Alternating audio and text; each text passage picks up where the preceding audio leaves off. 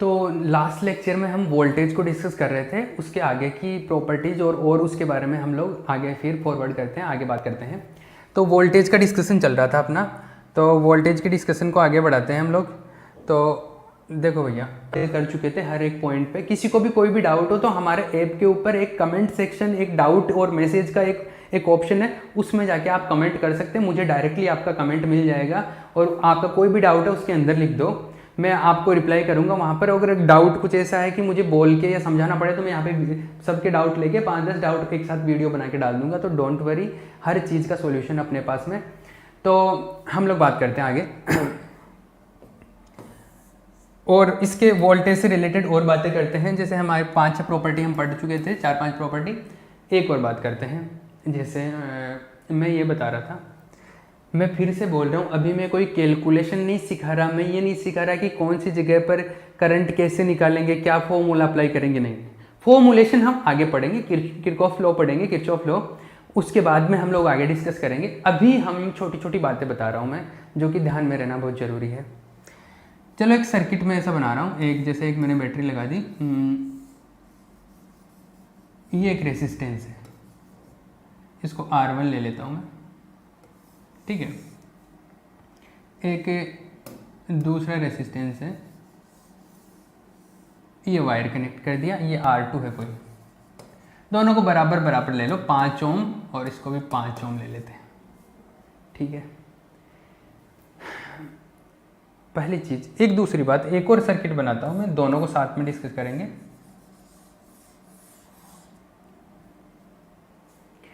कोई भी सर्किट में अगर हम लोग कोई भी बैटरी या कोई भी वोल्टेज का सोर्स कनेक्टेड है, मतलब जैसे ये बैटरी लगी हुई है, मान लो 10 वोल्ट की बैटरी लगी हुई, इसमें भी 10 वोल्ट की बैटरी लगी हुई है, तो ये बात हमेशा ध्यान में रखना कि बैटरी का जो भी वोल्टेज है, इलेक्ट्रॉन जो भी एनर्जी लेके जाएगा, जैसे 10 वोल्ट की एनर्जी लेके जा रहा है, मैं फिर से बोल रहा हूँ, वोल्टेज डायरेक्टली एनर्जी नहीं होता, लेकिन मैं एक्सप्लेन करने के लिए, समझाने के लिए, फील लेने के लिए हमेशा मैं वोल्टेज को एनर्जी बोलता रहूँगा।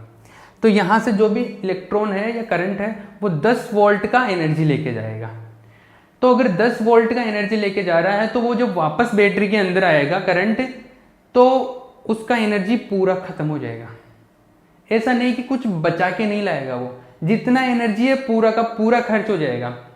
जैसे ये 10 वोल्ट का बैटरी लगा हुआ है, हम बोलते थे कि यहाँ पर वोल्टेज 10 मान लो, यहाँ पर 0 मान लो, यहाँ पर 10 पहुँचेगा, करंट फ्लो हो रहा, तो यहाँ पे 10 पहुँचेगा, यहाँ पर भी 10 है, इधर से 10 है, इधर आके कितना हो जाता है ये, क्योंकि ये 0 है, 0 है, 0 0 0 0, इधर भी 0 0, यहाँ पर 0।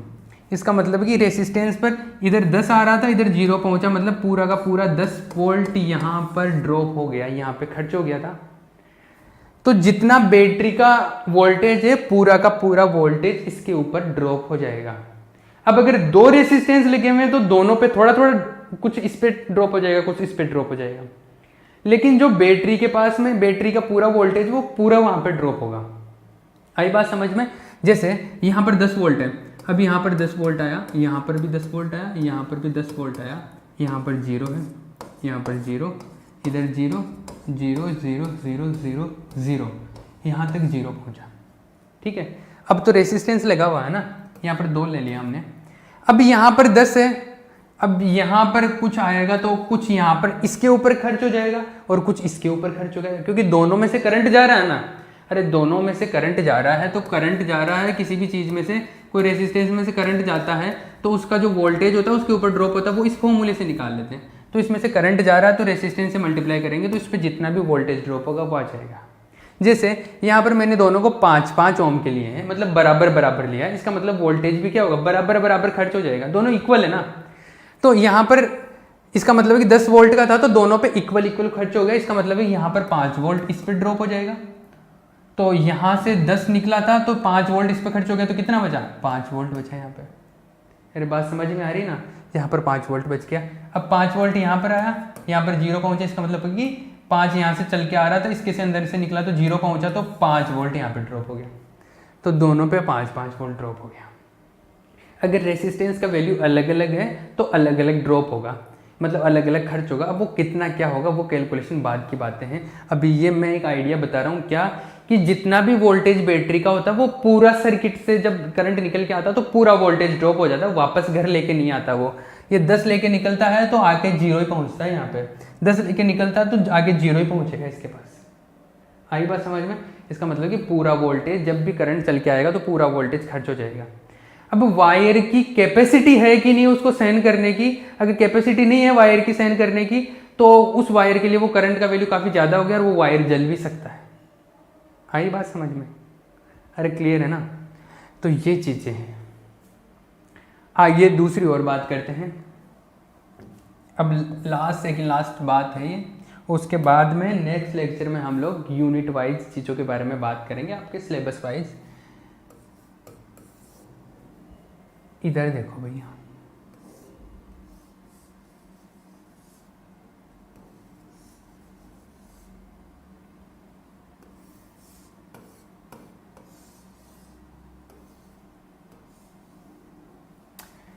ये एक सर्किट बना दिया मैंने, ठीक है। ये 10 वोल्ट का कोई बैटरी ले लिया। अब आपने पैरेलल सीरीज पढ़ा होगा। अब मैं ये नहीं बोलता आपको आता है, नहीं आता कोई प्रॉब्लम नहीं, अभी मैं बता ही नहीं रहा कि आपको आता है कि नहीं आता, मैं बताऊंगा आगे जाके सारी चीज़। मैं तो ये बता रहा हूँ कि यहाँ पे 10 वोल्ट है, 10 वोल्ट का बैटरी, यहाँ पे 10 ले रहा हूँ मैं, यहाँ पे 0 ले रहा हूँ, यहाँ पर भी 10 ही रहेगा, यहाँ पर भी 10 ही रहेगा। इस बात में कोई प्रॉब्लम नहीं होनी चाहिए कि यहाँ पे 10 क्यों है। किसी को है तो डाउट कमेंट में आके आप डाउट पूछ सकते हो, ठीक है। यहाँ पर 0 तो यहाँ पर भी 0, यहाँ पे भी 0, इधर भी 0, 0, 0, यहाँ पे 0। क्लियर है? अब देखो यहाँ से जब करंट निकलेगा तो कुछ करंट तो इस रास्ते से इधर जाएगा, फिर वापस इधर आएगा, कुछ करंट इस इधर से इधर जाएगा और फिर वापस यहाँ पे दोनों मिलके इधर आ जाएंगे। अरे ऐसा ही होगा।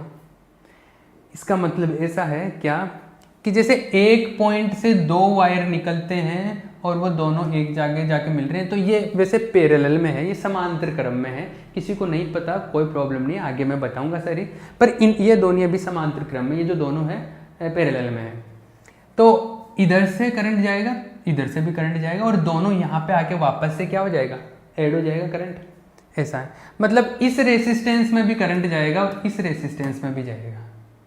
मतलब कुल मिला के बात ऐसी है कि अगर यहाँ पर मान लो एक बल्ब लगा हुआ होता और यहाँ पर भी एक बल्ब लगा हुआ होता तो इधर से करंट जा रहा तो ये बल्ब भी जलता और इधर से करंट जा रहा तो ये बल्ब भी जलता, दोनों बल्ब जलते ना। अरे क्योंकि करंट चल रहा है तो बल्ब जलेगा, ऑब्वियस सी बात है। लेकिन मैं एक काम करूं क्या, अगर मैं इस सर्किट को ऐसे बना दूं, कैसे कि ये जैसा सर्किट था सेम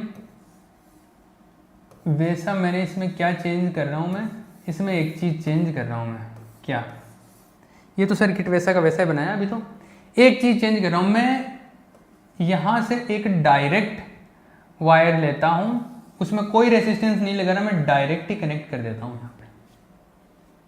पहली चीज़ तो मैं यहाँ पे टच करूँ इसको, या यहाँ पे करूँ, या यहाँ पे करूँ, यहाँ पे करूँ, एक ही तो बात है। अरे मतलब मैं इसको यहाँ पे टच करूँ या यहाँ पे टच करूँ, यहाँ पे टच करूँ, हर जगह पे टच करूँ, एक ही बात है, ये बात ध्यान रखना। अब मैं जैसे इस पॉइंट से, ए पॉइंट से लेके बी पॉइंट तक जाने के 3 रास्ते हो गए मेरे पास में। एक तो ये है जिसमें जैसे R1 रेसिस्टेंस लगा हुआ है, एक R2 लगा हुआ है और एक में कुछ भी नहीं लगा हुआ। तो क्या अब R1 से करंट और R2 से करंट जाएगा, या एक ये जो है क्या इससे करंट जाएगा? अरे जाएगा कि नहीं जाएगा, ये पता करना है मुझको।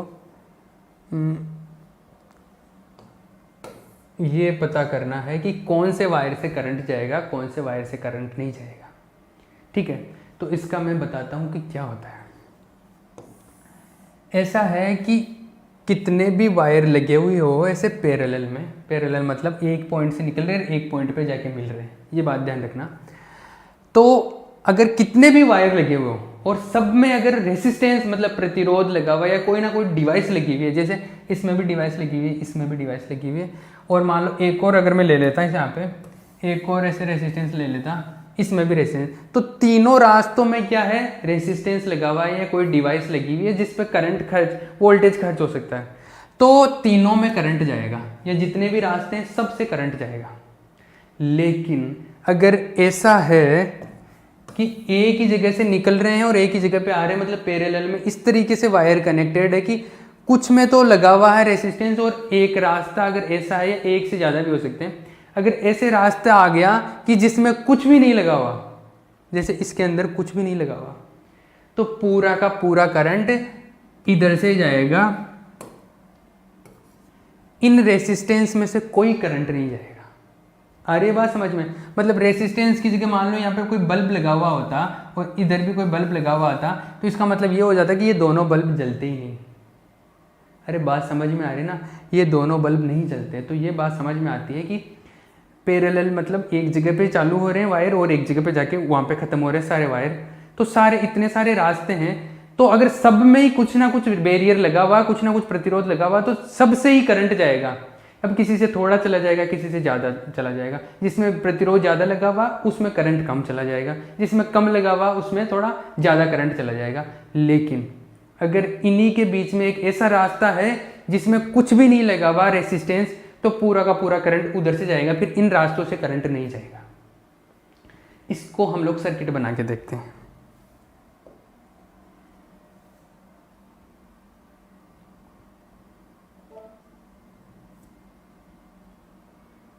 देखो भैया कैसे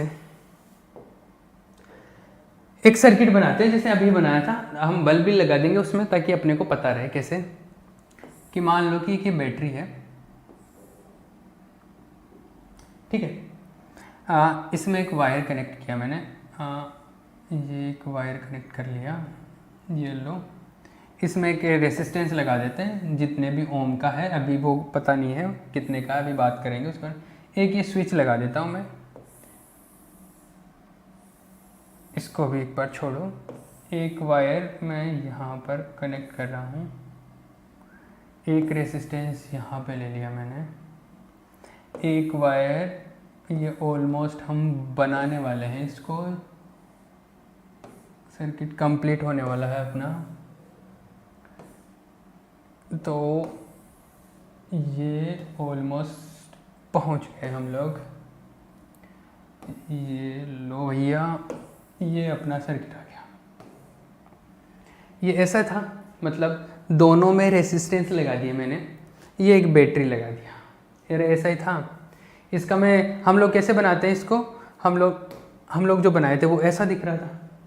अरे ऐसा हम लोग जो साइन बनाते हैं, उनका जो सिंबल बनाते हैं ना, वो इस तरीके से चिन्ह ऐसे बनाते हैं उनके कि ये रेसिस्टेंस होता है, ये बैटरी होता है। लेकिन एक्चुअल में तो ये ऐसे होते हैं। अरे एक्चुअल में कैसे होते हैं? एक्चुअल में तो ऐसे होते हैं ना। अब देखो मैं इसको कनेक्ट कर रहा हूँ। अभी पहले हम लोग दो वाला का देख लेते हैं, फिर एक डायरेक्ट रास्ता बनाएंगे, फिर देखेंगे उसमें से करंट जा रहा है कि नहीं। ठीक है। अब देखो सबसे पहले तो यहाँ पर कनेक्टेड नहीं है वायर, सर्किट जुड़ा हुआ नहीं है, इसका मतलब करंट फ्लो नहीं होगा। तो पहले तो सर्किट को जोड़ो, ये सर्किट कनेक्ट हो गया, ये करंट फ्लो दिख रहा, मतलब यहाँ से करंट निकला, कुछ करंट थोड़ा इधर चला गया, थोड़ा करंट इधर चला गया। अब इन दोनों से जो टोटल करंट यहाँ से मान लो अपने पास जो करंट निकला है वो 10 एम्पियर का करंट निकला है। इसको मैं थोड़ा और ठीक से बनाऊँ क्या? इसको मैं एक बार थोड़ा और बढ़िया तरीके से बनाता हूँ ताकि आपको फील आए।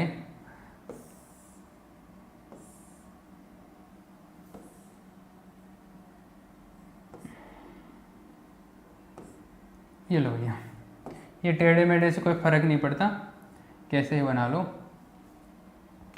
तो अब देखो करंट इधर से जितना करंट निकल रहा है, कुछ करंट इधर चला जाएगा, कुछ करंट इधर चला जाएगा, ये है ना। अगर रेसिस्टेंस के मान बराबर है, प्रतिरोध बराबर है, तो करंट बराबर बराबर चला जाएगा, इक्वल इक्वल करंट जाएगा। अगर इसका मान ज़्यादा है, मान लो ये रेसिस्टेंस इसकी तुलना में ज़्यादा है, तो इससे कम करंट जाएगा, इससे ज़्यादा चला जाएगा। अरे जिस रास्ते पे ज़्यादा बैरियर हो, रोकने वाली चीज़ ज़्यादा हो, तो वहाँ से करंट कम जाएगा। जैसे 20 लोग इधर से भाग के आ रहे हैं, अब इधर ज़्यादा बैरियर है तो इधर कम लोग जाएंगे, ज़्यादा लोग इधर से चले जाएंगे। वो सिंपल सा कंसेप्ट है। तो जहाँ पर रेसिस्टेंस ज़्यादा उधर करंट कम हो जाएगा पैरेलल में। क्लियर है? तो इधर से ये सब कुछ करंट जा रहा है, इधर से जा रहा है। जैसे मैं इसको मेजर करके बताता हूँ करंट कितना है। जैसे यहाँ से करंट निकल रहा है कितना, 1.8 एम्पियर करंट निकल रहा है। अब थोड़ा इधर चला गया, थोड़ा इधर। अगर रेसिस्टेंस बराबर बराबर है, जैसे इस रेसिस्टेंस का वैल्यू है कितना 10 ओम, ये कितना है, ये भी 10 ओम, दोनों 10 ओम के। इसका मतलब कि इस रास्ते में और इस रास्ते में दोनों में करंट का वैल्यू क्या होगा, बराबर बराबर होएगा। मेजर करते हैं हम लोग, 0.9 है और इधर भी 0.9 है, दोनों में बराबर है। 0.9 कितना हो गया, 1.8 हो गया। तो टोटल करंट कितना हो रहा था, ये 1.8 हो रहा है। ठीक है, तो यहाँ से 0.9 इधर से चला गया, 0.9 इधर से चला गया, दोनों वापस आके एक साथ वापस से जुड़ जाएंगे। ये अरे वापस से सम हो जाएगा ना, इनका योग हो जाएगा। ये वाली चीज़ किरचॉफ के नियम में पढ़ेंगे कि ये कैसे सम होता है बाद में, मतलब नेक्स्ट लेक्चर के बाद में हम स्टार्ट करेंगे वो चीज़। ये कितना है, सही से सेट नहीं हुआ क्या, 1.8। तो यहाँ से 1.8 निकला था, 1.8 वापस आ रहा है। ठीक है, वोल्टेज हम लोगों को पता है कि किस में अलग अलग खर्च होता है। मैं अभी करंट की बात कर रहा हूँ, आई बात समझ में। अब मैं बोल रहा था कि मैं एक काम करता हूँ, जो हमने वो सर्किट बनाया था वो सर्किट में हमने असल में ऐसे किया था, इन दोनों पॉइंट को एक साथ मिला दिया। मैं बोल रहा था ना कि मैं इसको यहाँ पर कनेक्ट करूँ या वहाँ पे कनेक्ट करूँ, एक ही तो बात है। जो हम सर्किट बना रहे थे वो सर्किट अपना ऐसा था, अरे ऐसा सर्किट था ना, ये सर्किट वही है। बैटरी को अब मैं इस यहाँ पे लगाऊँ, यहाँ पे लगाऊँ, एक ही बात है। अगर मैं इस तार को छोटा करके इसको डायरेक्ट ऐसे कनेक्ट कर दूँ या इसको ऐसे कनेक्ट कर दूँ, वही तो बात है। तो तारों को लेके कंफ्यूज मत हो कि ये ऐसे जाके ऐसे जा रहा है। ये तो हम लोग बनाने के लिए ऐसे बनाते हैं कि डायग्राम अच्छा दिखे, बाकी बात तो वैसे ही है। ये दोनों पैरेलल में लगे हुए हैं। अब मैं इसको अगर यहाँ से हटा दूँ, किसको, इसको यहाँ पे ले जाऊँ तो क्या, ये अगर मैं इसको यहाँ पे ले लूँ तो क्या फ़र्क हुआ, वायर तो वही है ना। ये वायर बड़ा ही तो हो गया एक तरीके से, ये वायर बड़ा ही तो हो गया, सीधा कर दिया मैंने इसको। तो सेम चीज़ है ये वायर्स को लेके कंफ्यूज मत होना। तो ये चीज़ है। अब मैं ये बोल रहा था क्या कि चलो मैं इसको दोनों को एक साथ ले लेता हूँ, ये ऐसे कर दिया। अब मैं इसमें से एक डायरेक्ट वायर लेता हूँ और उसको यहाँ से यहाँ जोड़ देता हूँ। ठीक है, तो इधर से करंट नहीं जाना चाहिए। मैंने ये बात की थी ना कि अगर डायरेक्ट दोनों में रेसिस्टेंस लगा हुआ तो दोनों से करंट जाएगा, लेकिन एक वायर ऐसा लगा दिया है कि उसमें रेसिस्टेंस नहीं है, तो करंट फिर पूरा उसी से जाएगा। देखना, हाँ, एक वायर ऐसा लिया मैंने, इसको यहाँ पे कनेक्ट कर दिया और ये थोड़ा डायरेक्ट हो नहीं पा रहा, तो मैं इसका एक काम करता हूँ, एक वायर थोड़ा इसको टेढ़ा कर लेते हैं, ये वायर। अब देखो पूरा करंट इधर से जा रहा है, उधर से करंट फ्लो ही नहीं हो रहा है भैया, दिख रहा है ना। अरे सारा का सारा करंट इधर से जा रहा है, मतलब मैंने डायरेक्ट ही कनेक्ट कर दिया इसको। और करंट देखो कितनी फास्ट जा रहा है। करंट इतनी फास्ट क्यों जा रहा है, क्योंकि इसके पास में रेसिस्टेंस ही नहीं है। ये जो लगा हुआ है ना सर्किट, ये वाला, इसमें प्रतिरोध ही नहीं है। प्रतिरोध वैसे तो जीरो है दिखने में तो, लेकिन तार का अगर थोड़ा बहुत होता है तो आर का वैल्यू क्या है, बहुत नेग्लिजिबल है। तो देखो करंट का ये फॉर्मूला होता है V इक्वल्स टू क्या होता है, आई आर। आई क्या होता है, V बाई आर। अगर आर का वैल्यू बहुत कम है तो यहाँ पर तो वैसे आर लगा नहीं रहेगा, लेकिन वायर का थोड़ा बहुत अगर रेसिस्टेंस मान लूँ तो आर का वैल्यू बहुत कम होगा, तो आई का वैल्यू क्या हो जाएगा, बहुत ज़्यादा हो जाएगा ना। अरे नीचे वाला वैल्यू काफ़ी कम होगा तो आई का वैल्यू ज़्यादा हो जाएगा। तो आर है ही नहीं इसमें, ऑलमोस्ट जीरो है, तो आर का वैल्यू काफ़ी ज़्यादा कम होने की वजह से क्या आई का वैल्यू काफ़ी ज़्यादा हो गया। देखो आई कितना आ रहा है, मैं एक बार मेजर करता हूँ इसको, हम लोग इसको मेजर करके देखते हैं कितना आ रहा है। यह आ रहा है कितना, 44,000, 44,422, इतना वैल्यू आ रहा है करंट का। काफ़ी ज़्यादा है, क्यों, क्योंकि रेसिस्टेंस का वैल्यू क्या हो गया, ऑलमोस्ट जीरो हो गया। तो ये वोल्टेज से रिलेटेड हमने काफ़ी बातें कर ली यहाँ पर कि किधर से करंट जाएगा, किधर से वोल्टेज क्या होगा, क्या क्या चीज़ें हैं। ये हर एक चीज़ जो मैंने बताई है ना, ये काफ़ी ज़्यादा इम्पोर्टेंट है। मतलब ये वोल्टेज की बेसिक अंडरस्टैंडिंग थी। अभी मैंने आपको ये बिल्कुल नहीं सिखाया है कि कहाँ पर करंट कितना होगा, फॉर्मूला क्या लगेगा, वो नहीं सिखाया। अभी तो मैं तो डेली चीज़ें बता रहा हूँ। हम लोग इसके साथ में सर्किट के साथ में क्या खेल रहे हैं, मज़ा आ रहा है अपने को। ठीक है, तो किधर से करंट कितना जाएगा, किधर से कैसे होगा, आगे के जो सारा हमारा जो पूरा इलेक्ट्रॉनिक्स चलेगा, हम इसी ऐसे सर्किट बना बना के ही काम करेंगे। जैसे मान लो कोई किसी ने बता दिया कि मैंने एक इधर से बल्ब लगा दिया, तो उस बल्ब में जैसे मान लो एक बल्ब लगा देता है कोई बोले कि मैं तो एक बल्ब लगाऊंगा यहाँ पे, मेरी मर्ज़ी, बल्ब लगाएंगे। तो ठीक है भैया, एक बल्ब लगा लो। जैसे एक बल्ब यहाँ पे लगाया और इसको बल्ब को कनेक्ट करते हैं अब जैसे जैसे इसको कनेक्ट करेंगे इसमें करंट फ्लो होगा कि नहीं होगा देखते हैं। करंट फ्लो नहीं हो रहा इसमें, अरे नहीं हो रहा ना, जा नहीं रहा करंट। क्यों नहीं जा रहा, क्यों नहीं जा रहा? क्योंकि डायरेक्ट देखो, एक वो इधर से है जिसमें डिवाइस लगी हुई है, एक इधर से डायरेक्ट है, तो डायरेक्ट आ गया तो हम लोग बोलते हैं कि अगर कोई डायरेक्ट आ जाता है तो पूरा करंट उधर से ही जाता है, तो बल्ब से करंट नहीं जाएगा। लेकिन अगर मान लो यहाँ पर कोई रेसिस्टेंस लगा दो बीच के अंदर, तो फिर इसमें भी करंट जाएगा, इसमें भी करंट जाएगा। आई बात समझ में? लगाए? अब आगे और बातें करेंगे, अभी नहीं लगाएंगे। ये बातें शायद आपको समझ में आ गई होगी।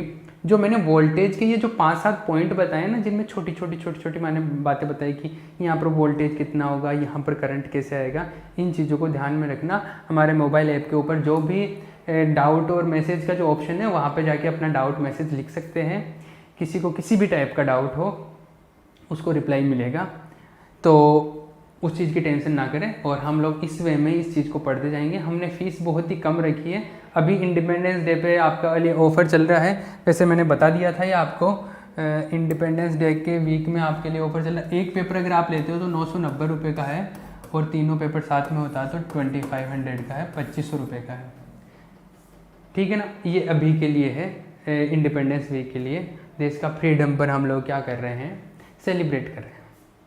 ठीक है, अभी इलेक्ट्रॉनिक्स को इस वे में पढ़े जाएंगे। जो नेक्स्ट जो लेक्चर आएगा उसमें हम लोग पूरा डेफिनेशन लिखते हुए चलेंगे कि सर्किट क्या होता है, परिपथ किसको बोलते हैं, सक्रिय परिपथ एक्टिव सर्किट क्या होता है, निष्क्रिय परिपथ पैसिव सर्किट क्या होता है। हर एक चीज़ को लिखते हुए एग्जाम का जो सिलेबस है ना आपका, उसको लिखते हुए चलेंगे। ये चीज़ें मैंने इसलिए बताई थी क्योंकि लोगों के बेसिक वीक होते हैं, या किसी के नहीं भी होते तो भी मैं जो चीज़ें बता रहा हूँ ये नहीं आती, ज़्यादातर लोगों को नहीं आती। किसी को आती है तो बहुत अच्छी बात है, लेकिन मैक्सिमम लोगों को नहीं आती है छोटी छोटी चीज़ें। तो ये हमारे लिए डिस्कस करना बहुत ज़रूरी था। अब आगे कोई प्रॉब्लम नहीं आएगी, हर एक सर्किट को हम लोग ऐसे बनाते हुए फील लेते हुए पढ़ेंगे। ठीक है, और अगर आपको ये वीडियोज़ अच्छे लग रहे हैं और आपको लगता है कि लोगों के लिए फ़ायदेमंद हो सकते हैं, तो अपने दूसरे दोस्तों को या जूनियर्स को, अपने आसपास के लोगों को और लोगों को बताओ, ताकि हमारा तो फ़ायदा होगा ही होगा, लोगों को भी अच्छा फिजिक्स सीखने को मिलेगा। ठीक है, ओके बाय।